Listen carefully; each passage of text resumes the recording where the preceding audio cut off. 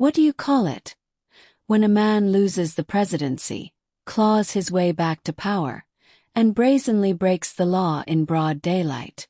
When federal judges issue court orders, and he simply ignores them. When the military is deployed without consent, and no one stops him. When entire communities are rounded up, stripped of rights, and forced into labor detention centers, not for justice but profit. Tell me, what does that sound like if not the brutal rebirth of slavery in America, polished up with paperwork and patriotism? When entire communities are monitored, detained, and worked without justice or due process. A modern-day resurrection of slavery, not with chains, but with policies, raids, and silence. When prosecutors, lawyers, and truth-tellers are punished, not for lying but for daring to speak out against him. This isn't a dictatorship in some far-off land. This is America. And this is Donald Trump in 2025. Welcome back to Criminally Human, where power isn't just abused, it's weaponized. Before we dive deeper, let's address ICE, because they're the ones enforcing this injustice on the ground, sweeping up innocent people just for being brown. They're not criminals. They're fathers driving to work, mothers walking their kids to school, teenagers on their way home, headphones in, backpacks on. Their only crime. They're brown.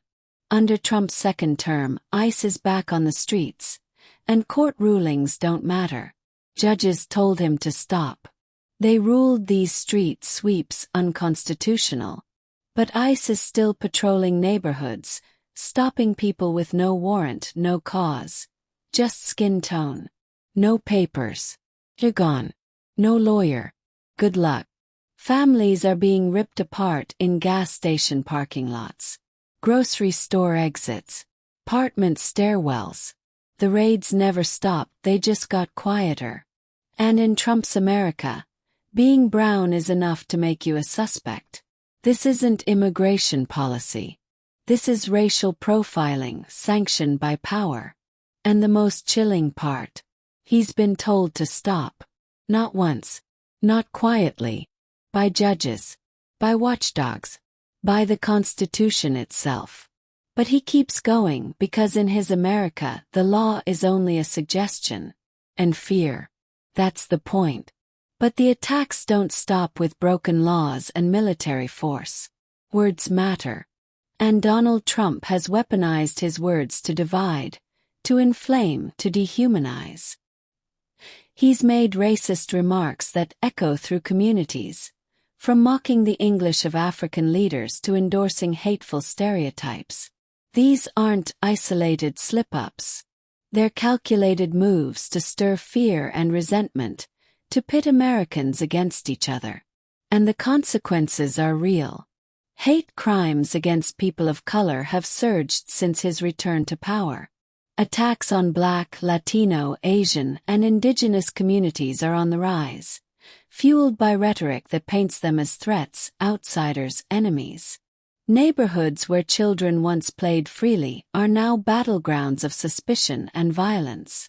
Families live in fear, not just of ICE raids, but of neighbors who have been emboldened to hate.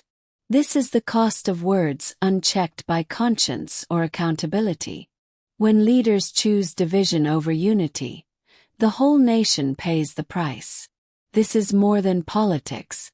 This is a racial reckoning, one that Trump fans the flames of with every speech, every tweet, every insult.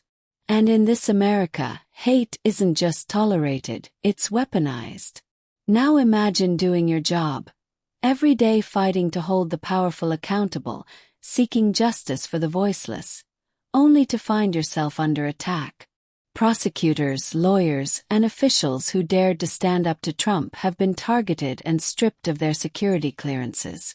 Not because they lied or broke any rules, but because they threatened the man in power. This is no accident. This is retaliation, raw, calculated, and ruthless. The very system designed to protect democracy is being weaponized to silence dissent.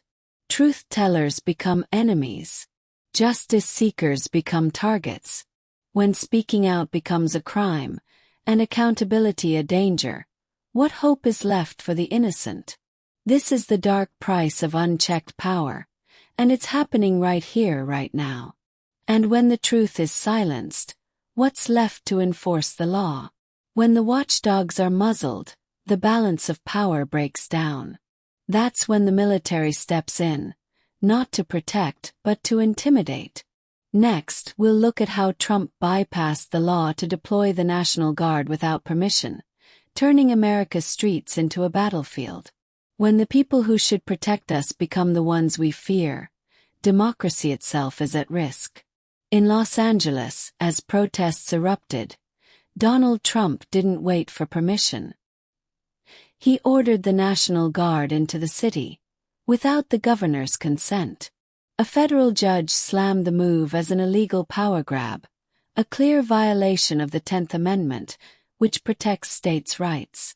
But the troops still marched through the streets, armed, uninvited, and under orders from a man who decided the law didn't apply to him. This wasn't about safety.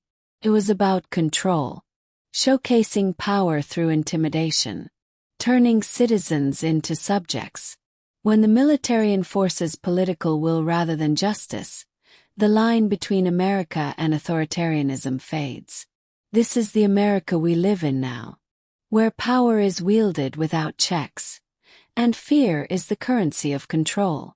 So as power is abused and laws ignored, and militarized troops patrol our streets, remember this. The battle for America's soul isn't just about politics, it's about people. It's about the black and brown bodies being pushed back into servitude. It's about families treated like property, rounded up and discarded like we haven't seen since slavery's so-called end. We're not just witnessing racism. We're witnessing a rebranding of bondage. We don't have to accept this chaos. We don't have to let a bully, a power-hungry criminal, keep tearing this country apart. His lies, his hate, his abuse of power, that's not leadership. That's tyranny. We deserve more than fear and division. We deserve a country built on respect, justice, and love, not intimidation and hate. But love isn't weakness. Love is resistance. Standing up isn't just an option. It's a necessity. So the real question is, how far are we willing to go to reclaim our future? Because if we stay silent now, if we do nothing, then this darkness will only grow. What will you choose? The next move is yours. Please like and subscribe to Criminally Human, where behind every headline is a story, a person and a tragedy that didn't have to happen.